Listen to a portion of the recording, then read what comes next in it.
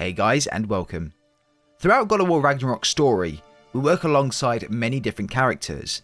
Some turn out to be the ultimate snakes and impersonate people we think that we can trust, but others only play a brief part in that story. However, there was one character in the story that I was at times a little confused as to whose side they were actually on and who they were working with.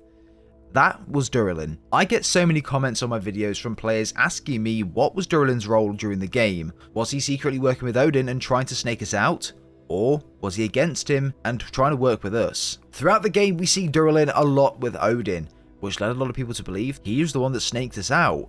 And he was working with Odin before we even got there, when he gave us that map to the mine that fake Tyr was held in. Look, today, the goal is to research and display all of the current knowledge we have around Durlin, to pitch a story as to why I think Durlin was not working with Odin, that he's absolutely despised Odin, and that what I think he was really trying to do. It would be very greatly appreciated, everyone, if you could leave a like on today's video, and if you're brand new or a returning viewer that loves story content, why not hit the subscribe button? It'd be very much appreciated. We're trying to hit 20,000 subscribers for the end of the year. I think we're around 1,100 away, so we're getting close, but we're cutting it short. Leave your comments and theories down below, and also check the timestamps as well to skip to whichever part of the video you want to, but let's dive straight in. Okay, so let's begin with our first encounter with Duralin. Right after we reach Brock and Sindri's house, we begin our journey to finding Tyr. By the way, if you want a full in-depth breakdown as to exactly why fake Tyr was in that mine, then be sure to check out the video on screen right now. One of the shrines that Atreus went to mentioned black smoke and bleeding earth, in which Mimir thought could mean a mine somewhere within Svartalfheim. Due to there being many mines across the dwarf realm, Brock and Sindri recommended that we speak to someone called Duralin.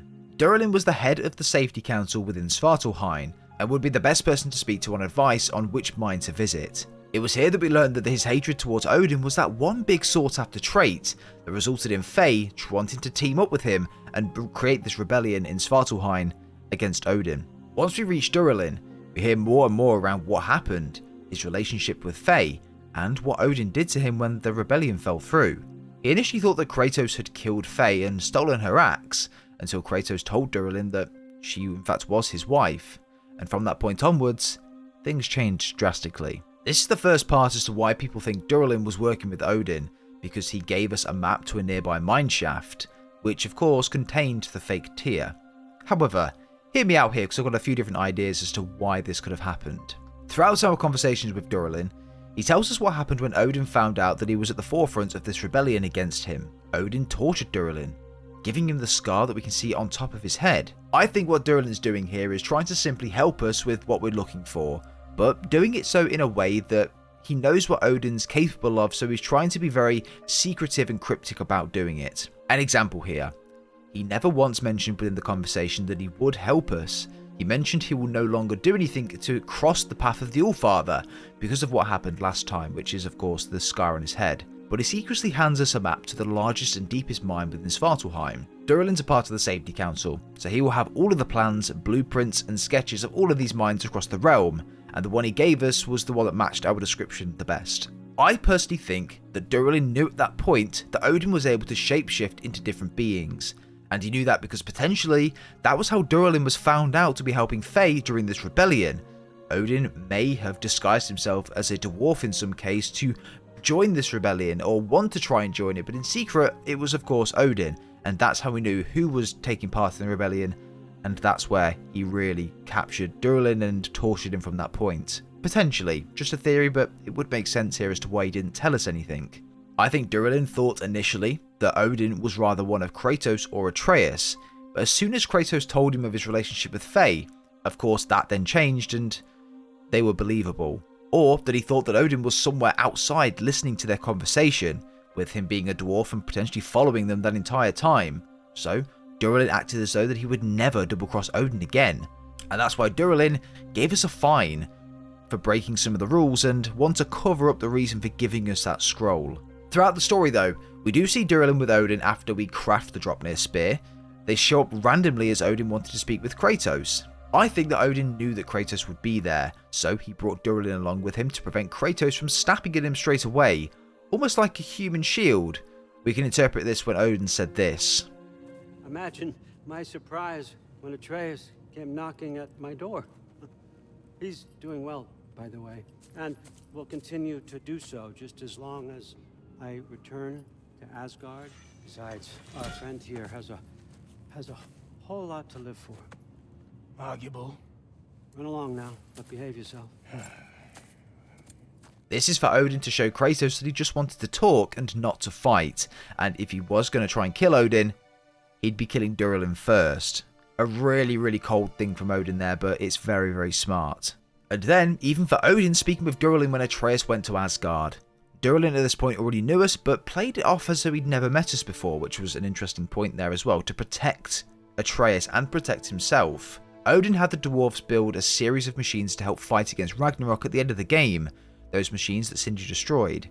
He obviously saw the shrine as faked here when we went to Alfheim when he was freed, and this was Odin preparing for that on the back of what he'd seen. However, going back to our encounter within Svartalfheim where we had the Draupnir spear, at the end of that mission, we see Durlin again waiting for us before we go through the portal. He asks for help looking for something. A hammer. Not a weapon, but a forge hammer that was very symbolic of the resistance that him and Faye attempted against Odin. This hammer was stolen and buried under a huge dwarf statue within the realm, and it may do the dwarf some good to be able to see it again. Mimir asks Durlin if he's worried that the Aesir might know that he's retrieved it, and Durlin's response was all of the answers you really need here. Hey, big guy. Speak. Need you to get something for me. A hammer. A weapon. No. A forge hammer. Little thing. Symbol of the old resistance. Guild, solidarity, all that. Or it used to be anyway, till the Aesir buried it under that big, gaudy dwarf statue in the bay. Might do the dwarves some good to see it again. You're not worried that might draw the Einherjar's attention? The old father nearly slit my throat just to get to you. I might be past giving a shit what he thinks. Just find me at the bar when you've got it.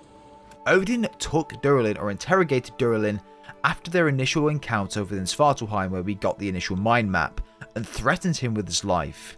He must tell them where Kratos is, whenever he sets foot back in the realm, which is exactly what he did, and exactly why he was with Odin earlier on in that mission.